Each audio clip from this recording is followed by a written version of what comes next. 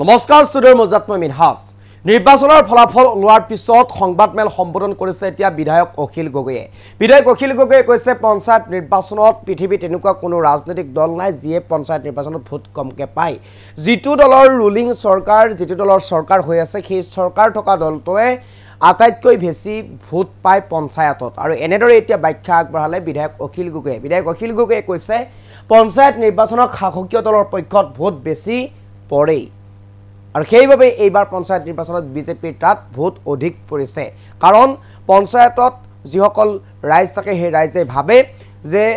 চৰকাৰ যাৰ আছে তাকেই ভোট দিব লাগে পঞ্চায়তত যদিহে চৰকাৰ বেলেগ আছে বেলেগক ভোট দিয়া যায় তেনেহলে আঁচনিসমূহত কিছু অসুবিধা হ'ব পাৰে এনে ধৰণে হয়তো ৰাইজে ভাবি পঞ্চায়ত নিৰ্বাচনত ৰুলিং চৰকাৰকেই ভোটটো দিয়ে আৰু এনেদৰে এতিয়া মন্তব্য কৰিছে বিধায়ক অখিল গগৈয়ে লগতে মিত্ৰতা সন্দৰ্ভতো মুখ খুলিছে বিধায়ক অখিল গগৈ পুনৰবাৰ কৈছে কংগ্ৰেছৰ ফালৰ পৰা যদি ফোন আহে প্ৰস্তাৱ আহে তেনেহলে আমি মিত্ৰতা কৰিবলৈ খাজু আৰু যদি নাহে তেনেহলে আমি এইবাৰ আগুৱাই নাযাও যদিহে 2026ত পঞ্চায়ত বিধানসভা নিৰ্বাচনত কংগ্ৰেছে মিত্ৰতা কৰে তেনেহলে আমি ভাগ বতৰা কৰি নিৰ্বাচনত অৱতীৰ্ণ হ'ম আৰু যদি ভাগ বতৰা আৰু যদি মিত্ৰতা নকৰে তেনেহলে 126টা সমষ্টিৰ 126টাতেই আমি প্ৰাৰ্থিত্ব প্ৰদান কৰিম এনেদৰে মন্তব্য কৰিলে বিধায়ক অখিল গগৈ মুহূৰ্তত সবিশেষ এই মুহূৰ্তত সবিশেষ লেভেলৰ চেষ্টা কৰিছো পঞ্চায়ত নিৰ্বাচনত শাসকীয় দলৰ পক্ষত ভোট বেছি পৰে আঁচনিৰ কথা কৈ পঞ্চায়ত নিৰ্বাচনৰ বৈতৰণি পাৰ হ'ল বিজেপিৰ কংগ্ৰেছৰ পৰা যিদিনাই আমাৰ তাত প্ৰস্তাৱ আহিব সেইদিনাই মিত্ৰতা কৰিম নিৰ্বাচনৰ ফলাফলৰ পিছতেই সংবাদমেল সম্বোধন অখিল গগৈ 2026ত মিত্ৰতাত আহিলে মিলামিলিকৈ খেলিম যদি মিত্ৰতা নকৰে তেনেহলে 126টা সমষ্টিত প্ৰাৰ্থী কিন এই মুহূৰ্তত সবিশেষ লেভেলৰ চেষ্টা কৰিছো পঞ্চায়ত নিৰ্বাচনত শাসকীয় দলৰ পক্ষত ভোট বেছি পৰে আঁচনিৰ কথা কৈ পঞ্চায়ত নিৰ্বাচনৰ বৈতৰণি পাৰ হ'ল বিজেপিৰ কংগ্ৰেছৰ পৰা যিদিনাই আমাৰ তাত প্ৰস্তাৱ আহিব সেইদিনাই মিত্ৰতা কৰিম নিৰ্বাচনৰ ফলাফলৰ পিছতেই সংবাদমেল সম্বোধন অখিল গগৈ 2026ত মিত্ৰতাত আহিলে মিলামিলিকৈ খেলিম যদি মিত্ৰতা নকৰে তেনেহলে 126টা সমষ্টিত প্ৰাৰ্থী কিন এই মুহূৰ্তত সবিশেষ লেভেলৰ চেষ্টা কৰিছো পঞ্চায়ত নিৰ্বাচনত শাসকীয় দলৰ পক্ষত ভোট বেছি পৰে আঁচনিৰ কথা কৈ পঞ্চায়ত নিৰ্বাচনৰ বৈতৰণি পাৰ হ'ল বিজেপিৰ কংগ্ৰেছৰ পৰা যিদিনাই আমাৰ তাত প্ৰস্তাৱ আহিব সেইদিনাই মিত্ৰতা কৰিম নিৰ্বাচনৰ ফলাফলৰ পিছতেই সংবাদমেল সম্বোধন অখিল গগৈ 2026ত মিত্ৰতাত আহিলে মিলামিলিকৈ খেলিম যদি মিত্ৰতা নকৰে তেনেহলে 126টা সমষ্টিত প্ৰাৰ্থী কিন এনেদৰে মন্তব্য কৰিলে বিধায়ক অখিল গগৈ নিৰ্বাচনৰ পাছত প্ৰথমবাৰৰ বাবে সংবাদমেল সম্বোধন কৰি এনেদৰে মন্তব্য কৰিছে এনেদৰে বিশ্লেষণ কৰিছে নিৰ্বাচনৰ ফলাফলক লৈ বিধায়ক অখিল গগৈয়ে কৈছে পঞ্চায়ত নিৰ্বাচনত শাসকীয় দলৰ পক্ষত ভোট বেছি পৰে কিয়নো শাসকীয় দলৰ যি দলে শাসন কৰি থাকে ৰাজ্যত সেই দলৰ পক্ষত ভোট বেছি পৰে কিয়নো পঞ্চায়ত নিৰ্বাচনৰ যিসমূহ পঞ্চায়তৰ যিসমূহ আঁচনি আছে এই আঁচনিসমূহ ৰুলিং চৰকাৰে প্ৰদান কৰে গতিকে যদিহে ৰাইজৰ ওচৰলৈ আঁচনি যাব লাগে তেনেহলে ৰুলিং চৰকাৰকে ভোট দিব লাগে বুলি এটা ধাৰণা আছে আৰু সেইবাবে পঞ্চায়ত নিৰ্বাচনত পঞ্চায়ত লেভেলত ৰাইজৰ শাসক দলৰ পক্ষত ভোট পৰে বুলি মন্তব্য কৰিলে বিধায়ক অখিল গগৈ আৰু ক'লে এইবাৰ বিজেপিয়ে নিৰ্বাচনৰ সময়ত আঁচনিৰ কথা কৈ এই বৈতৰণি পাৰ কৰিছে পঞ্চায়ত নিৰ্বাচনৰ লগতে মিত্ৰতা সন্দৰ্ভতো মন্তব্য কৰিছে বিধায়ক অখিল গগৈয়ে কৈছে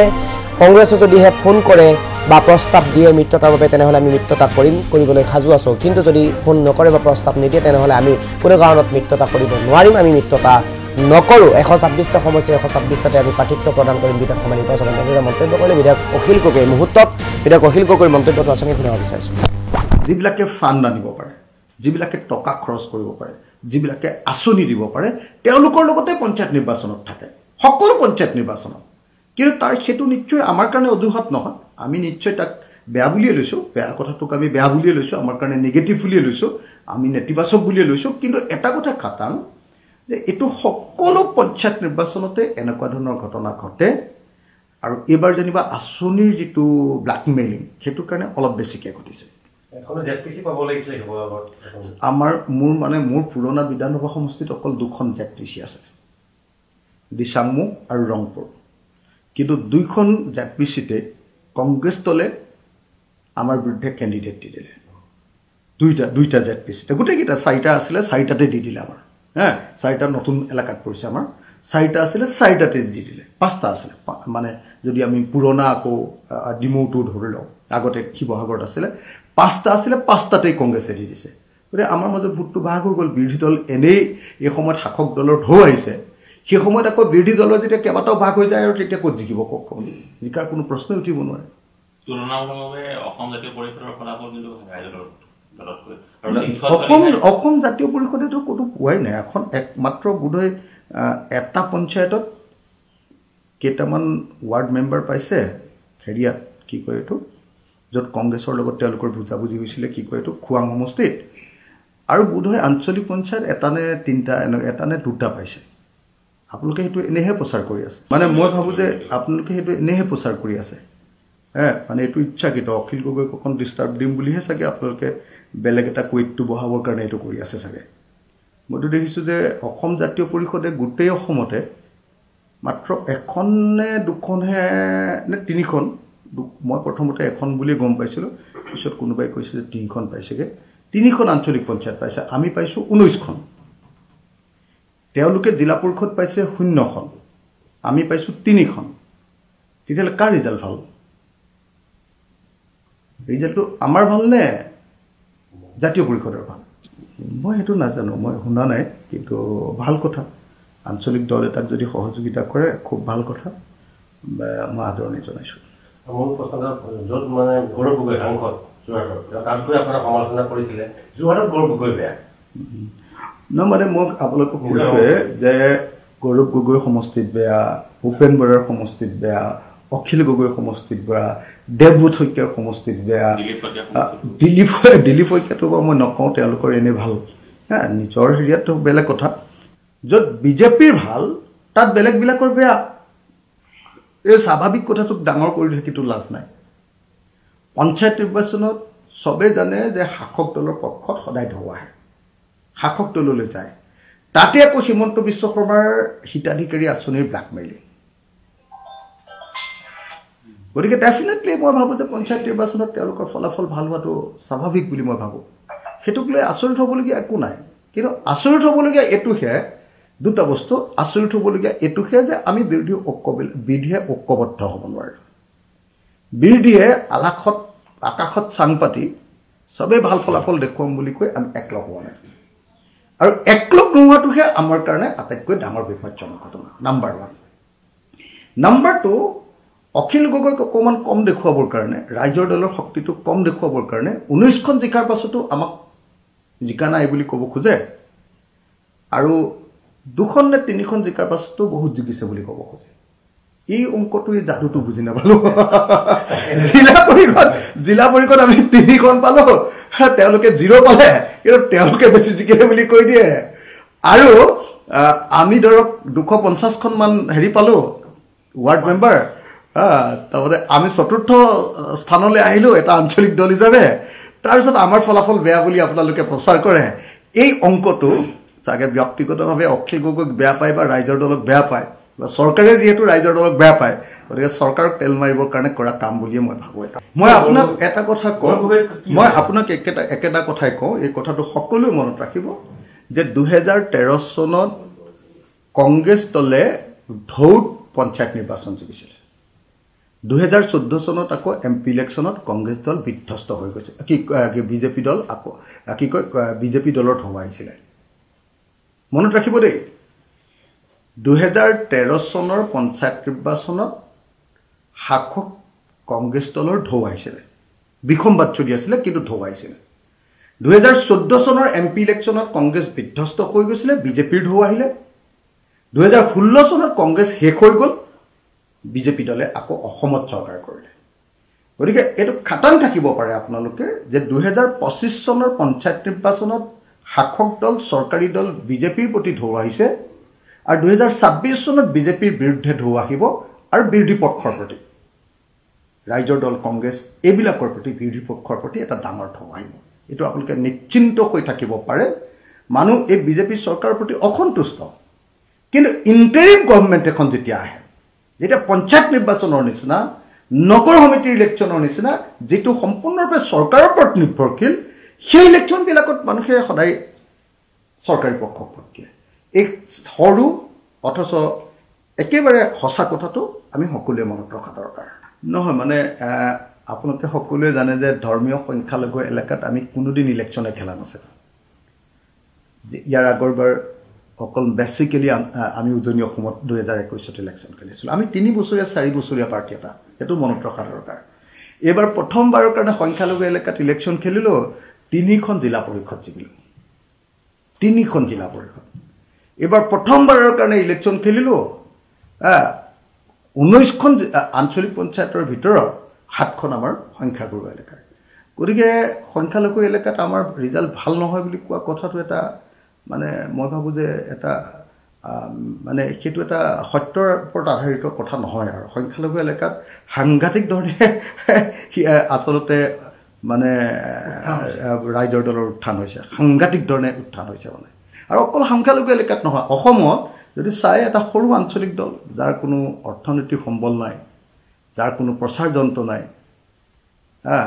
সেই আঞ্চলিক দলটোৱে 19খন আঞ্চলিক পঞ্চায়ত আৰু 3খন জিলা পৰিষদ আৰু 250খন আপোনাৰ ৱাৰ্ড কমিশ্যনাৰ জিকাটো এটা বৰ মুখৰ কথা নহয়। মানে মই ভাবোঁ যে যিসকলে আঞ্চলিকতাবাদক ভাল পায়, জাতীয়তাবাদক ভাল পায়, আমাৰ প্ৰব্লেমটো ক'ত? আমি যিহেতু বিজেপিক বেছি বিৰোধিতা কৰোঁ, গতিকে আমাক প্ৰশংসা নকৰি আমাক গালি পাৰিব পালে সকলোৱে ফূৰ্তি পায়। আৰু যদি কাইলৈ আমাক বিজেপিয়ে ভাল পাই যায়, তেতিয়া আকৌ আমি হিৰো হৈ যাম অসম। যিহেতু এতিয়া শাসক দলে আমাক বেয়া পায়, গতিকে আমি 19খন পোৱাৰ পাছতো আমি সৰু পাৰ্টি, কোনোবাই 1খন বা 2খন পোৱাৰ পাছতো সেইটো ডাঙৰ পাৰ্টি। আপোনালোকে জানে এখনো জিলা পৰিষদ পোৱা নাই, আমি 3খন জিলা পৰিষদ পালোঁ, আমি 3খন জিলা পৰিষদ পালোঁ, আমি সৰু পাৰ্টি, আৰু 0খন জিলা পৰিষদ পাই তেওঁলোক ডাঙৰ পাৰ্টি। এইটোতে আপোনালোকে নিজে কৈ আছে অথনিৰ পৰা, মইতো কোৱা নাই, মই উলিওৱা নাই, হয়নে নহয়? আপোনালোকে মোক প্ৰশ্ন সুধি আছে, আপোনালোকে সুধি আছে। আমিতো খেলুৱাই নাই নহয়। আমি মানে মৰিয়নি সমষ্টিত মই একদিনৰ কাৰণেও যোৱা নাই, মানে এদিনৰ কাৰণে গৈছিলোঁ এনে চাবলৈ কি হৈ আছে বুলি। মোৰ ঘৰৰ ওচৰত, মানে মোৰ নিজৰ ঘৰলৈও যোৱা নাই, এই মৰিয়নিৰ ওচৰত এখন ঠাইলৈ মাত্ৰ খবৰ ল'বলৈ গৈছিলোঁ। কিয়নো আমি সদায় জানো যে পঞ্চায়ত ইলেকশ্যনত ৰুলিং পাৰ্টি জিকে, আৰু এই ইলেকশ্যনত আমাৰ নিচিনা সৰু পাৰ্টি এটাই পইচা খৰচ কৰা, শক্তি খৰচ কৰা, এই ইলেকশ্যনত বহুত জিকিম বুলি ভবাটো এটা বাতুলতা। পঞ্চায়ত ইলেকশ্যনটো যিদিনাৰ পৰা যাব সেইদিনাৰ পৰাই আমি চিৰিয়াছলি কাম কৰিম। কাৰণ সকলোৱে জানে যে পঞ্চায়ত ইলেকশ্যনত কেতিয়াও ৰুলিং পাৰ্টি কেতিয়াও পৃথিৱীৰ কোনো হৰুৱাব নোৱাৰে। মানে এতিয়া সঁচা সঁচি কথা ক'বলৈ গ'লে কংগ্ৰেছৰ লগত আমাৰ তুলনা হয়। এতিয়া কংগ্ৰেছে কিমানখন আসনত খেলি কেইটা চিট পালে, আৰু আমি একেবাৰে সীমিত আসনত খেলি আমি তেওঁলোকতকৈ চাগে যদি পাৰ্চেণ্টেজ উলিয়াই বেছিকৈ আসন পালোঁ। আৰু এজিপিৰ লগতো যদি তুলনা কৰে, এজিপিয়ে যিমান আসনত খেলিছে তাতকৈ আমি কম আসনত খেলি ভাল ৰিজাল্ট পাইছোঁ। বিৰোধী দলবিলাকৰ ভিতৰত পঞ্চায়ত নিৰ্বাচনত চাগে ৰাইজৰ দলৰ ফলাফল আটাইতকৈ ভাল। যদি ইউনিটি নাহে 126খন, আৰু যদি ইউনিটি আহে তেতিয়াহ'লে বুজাবুজি মানে কংগ্ৰেছেতো 4বাৰ ঠগিলে, সেইটো কথা কনফাৰ্ম। কিন্তু সেইবিলাকক লৈ আমি কথা পাতি থাকিবলৈ সময় নাই এতিয়া। আমি যদি 2026ত যদি একলগ হওঁ তেতিয়াহ'লে আমি বুজাবুজিৰ ভিত্তিত কৰিম। আমি আগবাঢ়ি গৈ কেতিয়াও বুজাবুজি এবাৰ নকৰোঁ, আমাৰ পিনৰ পৰা ষ্টপ, তেওঁলোকে আগবাঢ়ি আহিলে আমি বুজাবুজি কৰিম। আৰু যদি বুজাবুজি নহয় তেতিয়াহ'লে 126খনৰ ভিতৰত 126খনত ৰাইজৰ দলে কেণ্ডিডেট দিম। শিৱসাগৰত খেলিম আৰু শিৱসাগৰৰ ৰাইজৰ ওচৰলৈ যাম, আৰু মই নিশ্চিত যে শিৱসাগৰৰ মানুহে ৰাইজৰ দল বা অখিল গগৈৰ বাহিৰে বেলেগ কাকো মৰম নকৰে, মই নিশ্চিত। আমাৰ সেইকাৰণে আমি বিকাশটো আগতে অকল শিৱসাগৰত আমি কনচেনট্ৰেট কৰিছিলোঁ, এতিয়া অসমৰ সকলো জনগোষ্ঠীৰ মাজত, সকলো জিলাৰ মাজত বিস্তাৰ কৰিবলৈ চেষ্টা কৰিছোঁ, আৰু ৰাইজে আদৰি লৈছে। যদি আপোনালোকে ফলাফল উলিয়াবলৈ চেষ্টা কৰে, পাৰ্চেণ্টেজ উলিয়াবলৈ চেষ্টা কৰে, তেতিয়াহ'লে বিজেপিৰ পাছতে আটাইতকৈ ভাল ৰিজাল্ট কৰা পাৰ্টিটোৰ নামেই নিশ্চয় ৰাইজৰ দল। আমি আপোনালোকক জনাবলৈ পাই সুখী যে উজনি অসমত যেনেকৈ এইবাৰ আমাৰ কিছু ফল আহিছে, ঠিক তেনেকৈ উত্তৰ অসমতো আমি খুব সীমিত আসনত নিৰ্বাচনত অংশগ্ৰহণ কৰিছিলোঁ। উত্তৰ অসমতো আমি কিছু সুফল, ভাল ফল লাভ কৰিবলৈ সক্ষম হৈছোঁ। বৰাক উপত্যকাৰ পৰা নামনি অসমলৈ, মধ্য অসমৰ পৰা উজনি অসমলৈকে, আৰু উত্তৰ অসমৰ পৰা আপোনাৰ এইফালে আপোনাৰ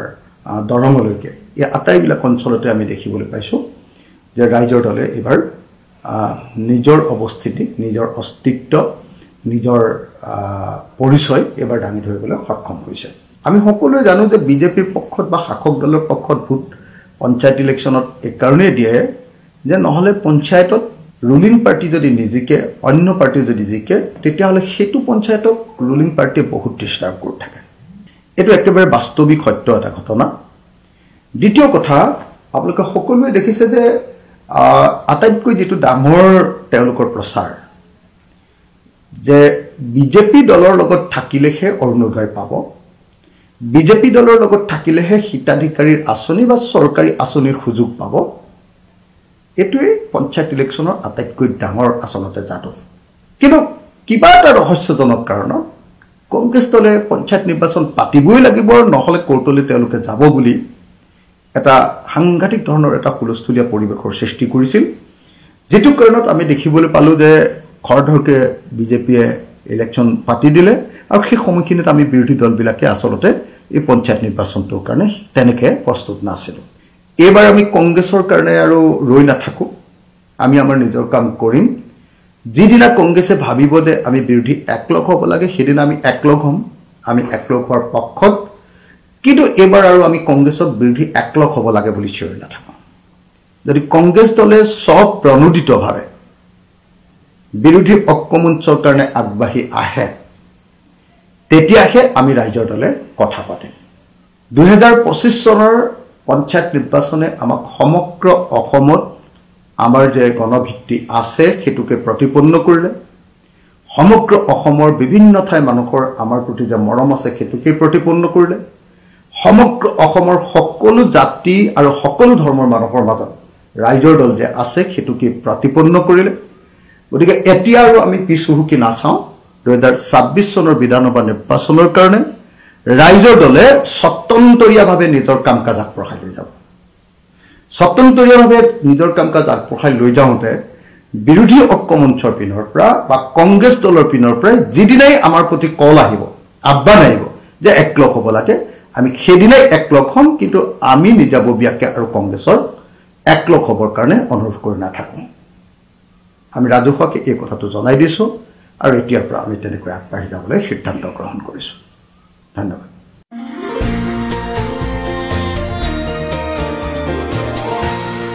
এনিটক্স হুতৰ বিপৰীতে ৰাইজৰ স্বাৰ্থ